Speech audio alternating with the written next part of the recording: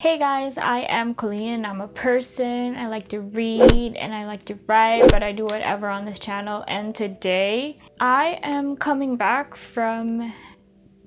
I skipped a week of long form content. It's been a really hectic couple of weeks for me and my family, but we are getting through it, and today I just want to share with you my recommendations for books, for manhwa, and for anime that I really loved and will probably reread or rewatch when I'm feeling down and to cheer me up. I guess this is my maybe cheer you up recommendations, I suppose, because I could use some cheering up right now, and I thought that maybe you would too if that's where you are in life right now. So let's get into it.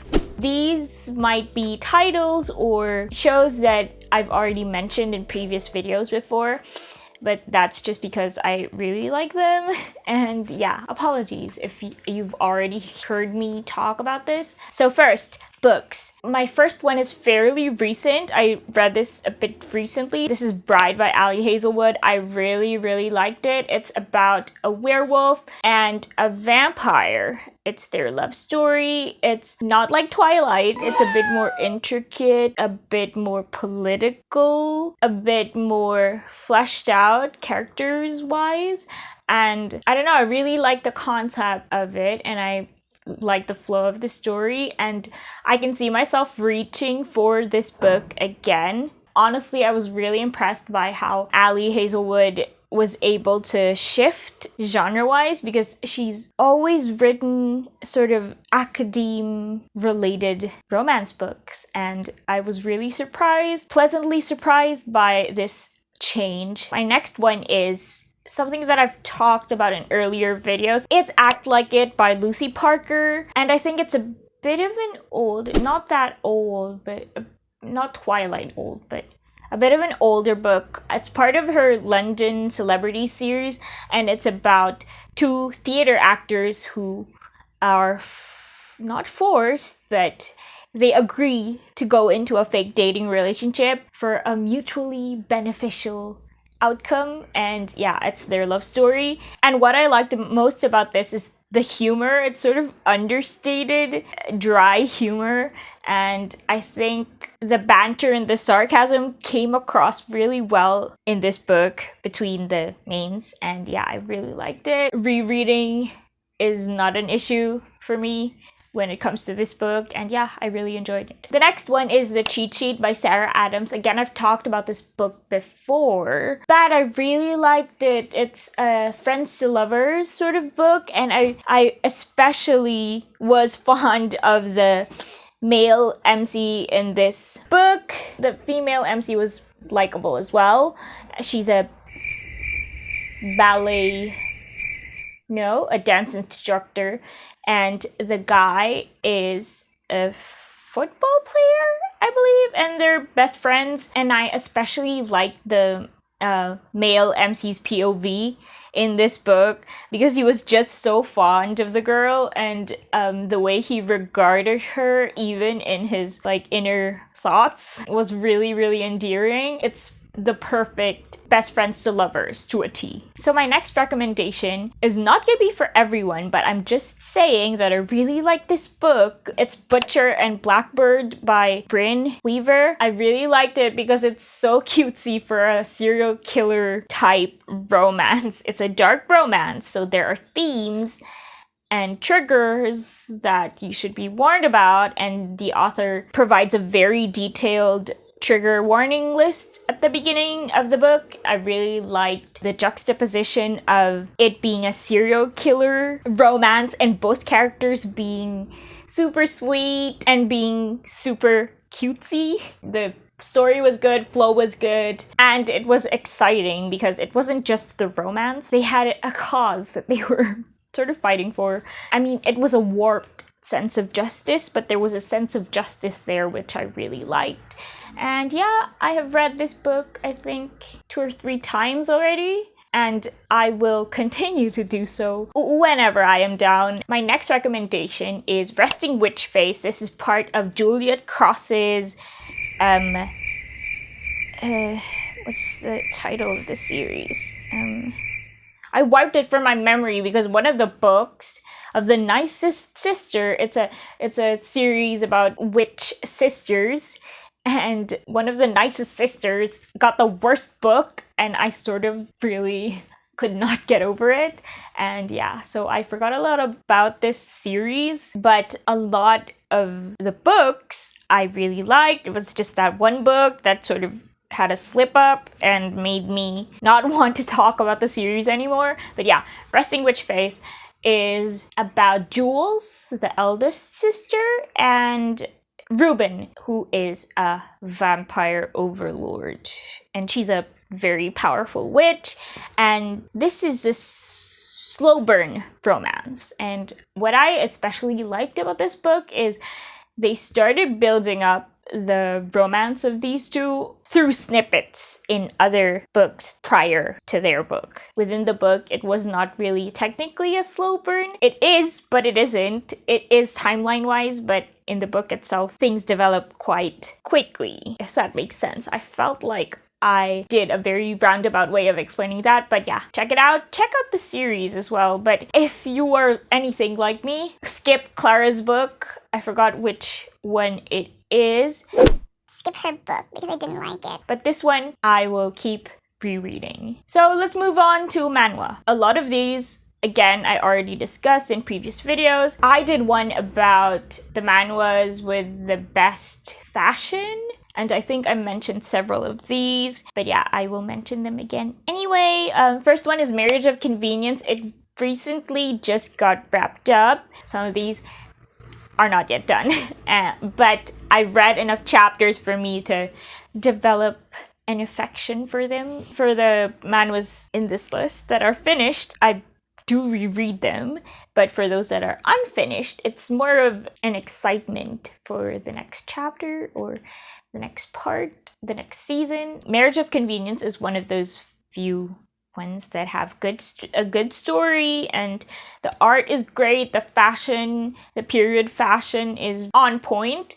I Shall Master This Family is the next on the list. Again, really on point fashion. This is more of a cutesy, I mean, it's not really super cutesy, but she's very cute because it's a regression. One where she repeats her childhood, her adolescence, and everything. And she's smarter than everyone else because she's lived through everything. And I like that she is very business-minded for like a 2-year-old. It's really entertaining how she can sort of outsmart everyone all the time. And plus the outfits are really cute. The male MC in this series is a bit stoic, and with good reason. It's a really slow progressing romance, but other plot lines in this story will keep you entertained for sure. It's now at 100+ chapters, so there'll be plenty for you to get into with this series. So next one is one that is finished and I really love. I think I've read it a few times now. It's Love Tractor. It's so super cute. It's about a law student. He's having an existential crisis and he goes to the province where his grandpa lives so that he can sort of have a little bit of an R&R, and he meets this country boy who is just so precious and so adorable. And yeah, it's their love story and it's so cute, and I don't know, I just love it. Just read it. It's so cute and they're so funny and they're so meant to be. They're soulmates. I don't know. I am really just happy thinking about those two. Another one is one with a really good art. Admittedly, I have not read the latest chapters in this series, but this one has really good art. It's Into the Light once again. Again, regression. The plot isn't really anything special. But with these comforting ones, I don't really look for anything super groundbreaking. I just like good art. I like staring at pretty outfits. It's regression. So she repeats her life, and she goes to this very, very caring family for her second life. Or is it reincarnation? Yeah, because it's not her. She was a different person. Or is it not? I mean, it is reincarnation, but she sort of gets reborn in the same timeline. She repeats the timeline, but as a different person. What do you call that? I don't know. But it's really pretty, and her eyes are so big and so pretty. She's so cute. And her family of really pretty blondies are so caring and so pretty and so. So I only have 4 because I have some recommendations that are not for everyone, and I don't want to risk shocking a lot of you, so I won't. We're just gonna move on to anime. For anime, again, I have mentioned some or maybe all of these before, but they're just ones that I really like. I have watched some of these more times than I'm proud to admit, than I care to admit.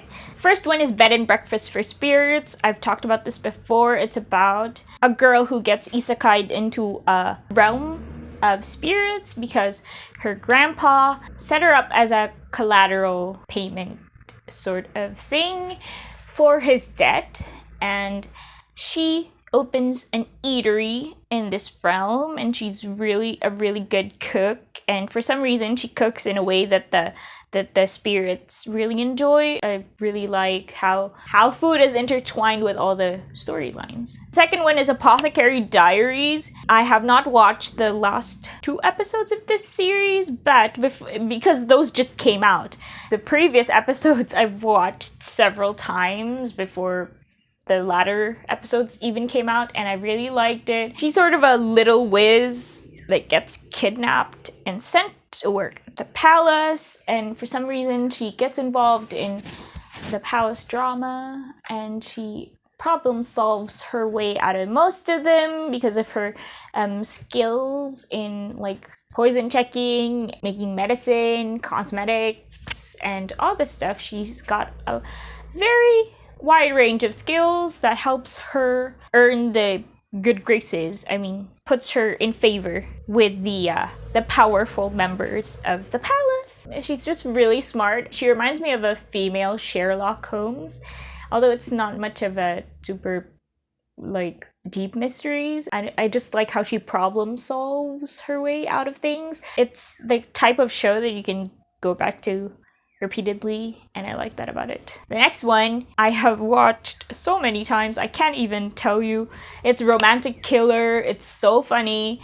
It's about a girl who doesn't care about romance, and this potato thing takes away all the things that she loves in life.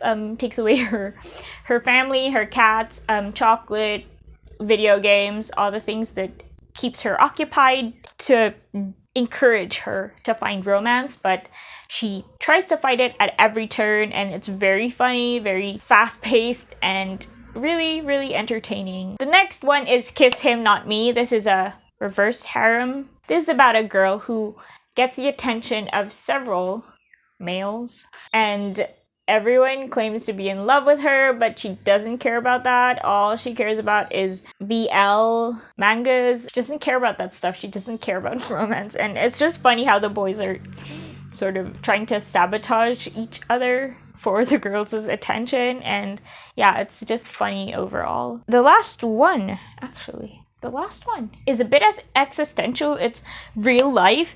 Now, I watched this for the first time at a very particular point in my life that I really could use it. So it has some sort of sentimental thing with me.